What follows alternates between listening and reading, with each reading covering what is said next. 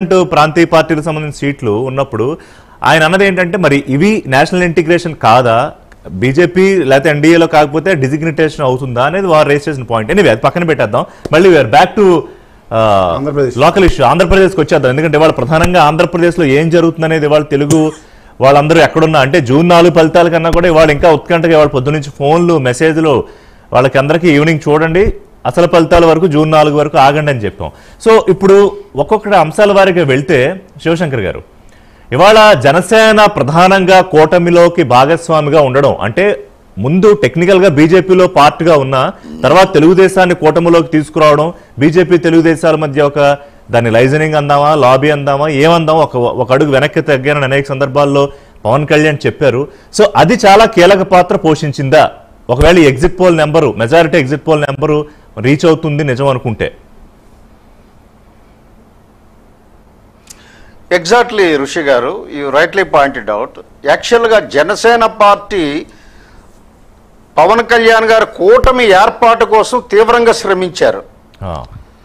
అలాగే పవన్ కళ్యాణ్ గారు చంద్రబాబు నాయుడు గారు ఎప్పుడైతే కూటమిని ఏర్పాటు చేశారో బీజేపీ కూడా అందులో భాగస్వామి అయిందో ప్రస్తుతం ఈ రాష్ట్రంలో జరుగుతున్నటువంటి పరిణామాలు కానీ ఈ ప్రభుత్వ పాలనా తీరు కానీ ఈ ప్రభుత్వాన్ని ఇంటికి పంపించవలసిన అవసరాన్ని కానీ ప్రతి ఒక్క ఓటర్కి ఈ కూటమి నాయకులు కమ్యూనికేట్ చేయగలిగారు.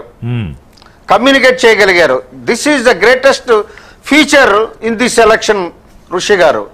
సో ఎప్పుడైతే ఓటర్ కమ్యూనికేట్ అయిందో, best example land titling act ని మీద ఎలక్షన్స్ కి 10 days బిఫోర్ అన్ని కూటమిలో అందరు నాయకులం కూడా ప్రతి ఒక్క రైతుకి ప్రతి ఒక్క ఓటర్కి కూడా దీని విష పరిణామాల్ని కమ్యూనికేట్ చేయగలిగాం. I think it makes a not less than 3% of vote difference. I'm sure. కాబట్టి ఒక టీం వర్క్ గా ఒక టీం స్పిరిట్ తో కూటమి ముందుకెళ్ళింది కాబట్టి ఈ రోజు అధికారాన్ని అందుకోవడానికి స్పష్టమైన అవకాశం ఉంది. ఇందులో ఎంత మాత్రం సంశయం లేదు ఋషి గారు. రైట్. మీరేం చెప్తారు ఆనంద్ గారు? అంటే మొదట్లో టీడీపీ వర్సెస్ వైసీపీగా చూసినప్పుడు అంటే జగన్ వర్సెస్ చంద్రబాబు నాయుడుగా చూసినప్పుడు చాలా అనుమానాలు ఉండేవి, చాలా టఫ్ ఫైట్, లేకపోతే మళ్ళీ జగన్మోహన్ రెడ్డి పై చెయ్యి లాంటి అనేక విశ్లేషణలు విన్నాం.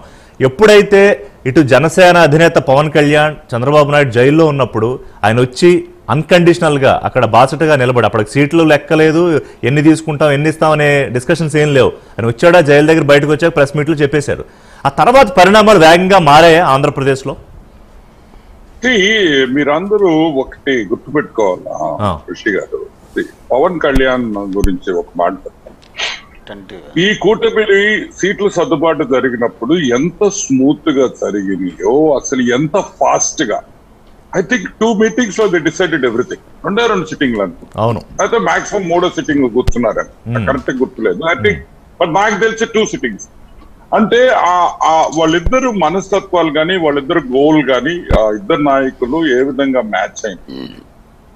సీట్ డిస్ట్రిబ్యూషన్ లో కూడా ఏది మనం గెలవచ్చు ఏది గెలవలేము, ఎక్కడ మనం ప్లస్ ఉన్నా లేకపోతే వాళ్ళు మైనస్ ఉన్నా లేకపోతే మనం మైనస్ ఉన్నా వాళ్ళ ప్లస్ ఉన్నా, ఈ ఈక్వేషన్స్ ఏ ఉన్నాయో